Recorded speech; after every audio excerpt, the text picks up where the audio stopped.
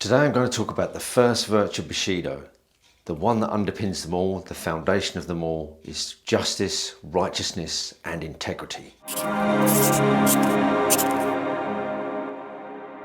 So the first virtue of Bushido is called Gi, G-I, a simple term that just means righteousness, integrity, and justice. So this is the most important one of them all. It underpins all the others, and it's about doing the right thing whenever you can. So this first virtue defines your life. It will determine how effective you can lead, how your relationships are with your partner, with your children, with your friends, throughout your whole life, because it's all aimed at honesty.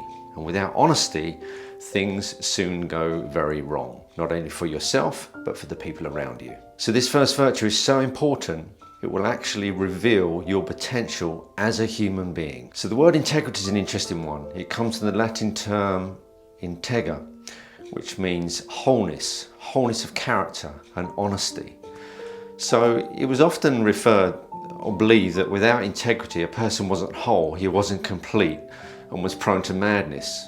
An interesting concept. So it's been written about and demonstrated before that those without integrity are prone to mental health issues. They're the ones prone to fall apart because they lack the qualities really needed to become a complete and whole human being. So integrity means being honest to yourself and honest to those around you. A person with integrity behaves ethically and does the right thing, especially behind closed doors when no one's looking, because everybody can perform and be something in front of their friends. That's easy. That's just often it's just a performance. We just go through lip service. But when no one's looking at home, this is the key to finding out who a man really is. What's he like with his family? What does he get up to? What does he indulge? What vices does he have? What is he keeping hidden from the world? This is where we find out the true man. So a man without a moral compass of integrity is a hollow man. He has no substance. He's prone to falling apart. His character is weak. He hasn't forged it properly. He has neither the courage or the strength to face reality. This eventually can become the foundations of madness. So once again, it's revealed behind closed doors. So what do you get up to behind closed doors? What are you indulging in you know that not doing you any good? Why do you keep it secret? Often for men, there's porn addictions going on at home. There's drinking, possibly drugs. There's lying going on, manipulation, bullying. We have to look in the mirror and look at these things. We have to see them with total clarity and honesty if we really want to follow a code like Bushido. And it's taking full responsibility for life. And this is why it's such a robust muscular philosophy, because it's here taking full responsibility for your life, even the stuff you don't want to look at. We really find out who the warriors are. And what's interesting is that people that virtue signal, which is a big term at the moment, it's come back into fashion. You might have heard the term virtue signaling, where people write about and speak about how courageous they are and how they're a great person. Whenever you come up against that, and that could even be you, look for the opposite, because these are something that we want to be perceived as or desired as. We want these qualities in ourselves. We're not actually living them. No man or woman of real courage signals their own virtue and constantly talks about how great they are and how they love truth and how they are very courageous people and very honest. No one does that unless they want to put a smoke screen in front of you. So look, when you come up against that, look for the opposite. And that's just how disempowering and lying modern culture has become. From our leaders down, that virtue signaling, lying that you're going to do something and be something and you're not. So justice starts with us.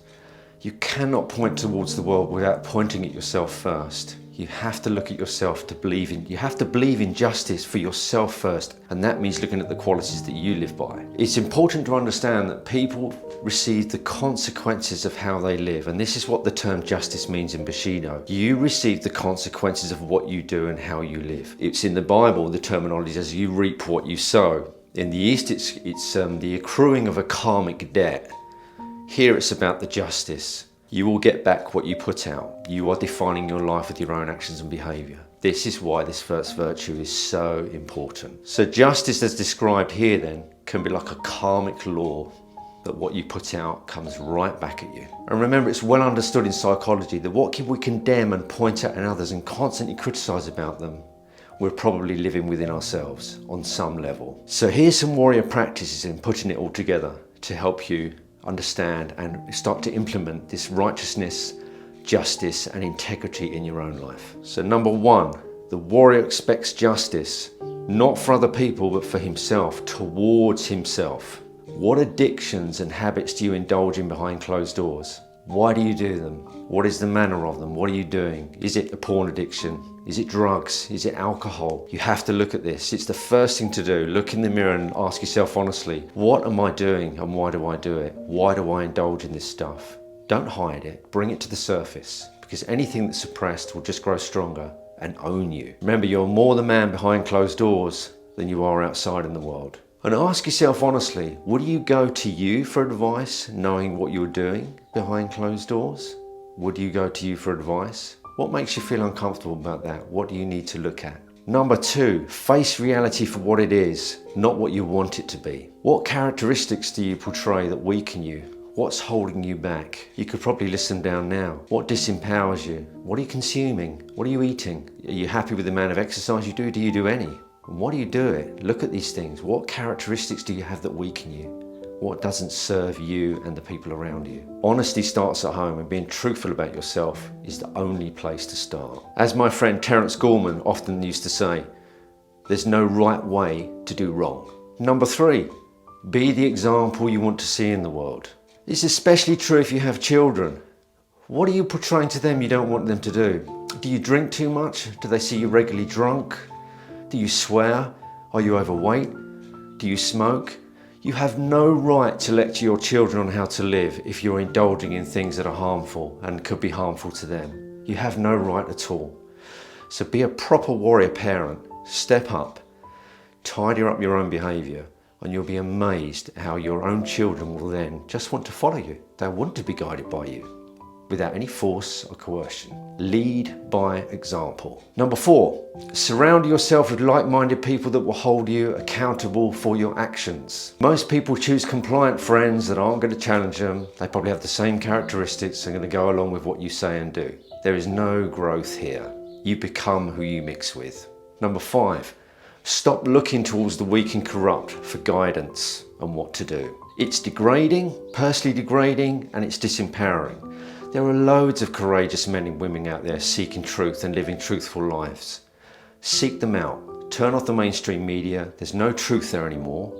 And seek men and women of courage who are doing amazing things, who are standing up for just and true positions. There's incredible people out there. Seek them out. 6, meditate daily. A lot's been said about meditation. It's very, very popular. The warrior uses it as a form of truth seeking. He clears his mind of thought, because it's in between the chain of thought that freedom is found, but also truth is found. Constantly thinking over and over again about things doesn't give you that opening for truth. You meditate so that intuitive feelings can come through, your intuitive power can come through, and you will find the truth. It will speak to you in moments of quietness, in moments of silence. So meditate. We'll get into this more as we go through the other virtues, but for now, try and meditate daily. You'll be amazed how it impacts your health and how it impacts your ability to look at yourself. Thank you. If you like this video and found it helpful, please subscribe below, hit the like button, and I look forward to seeing you in the next video.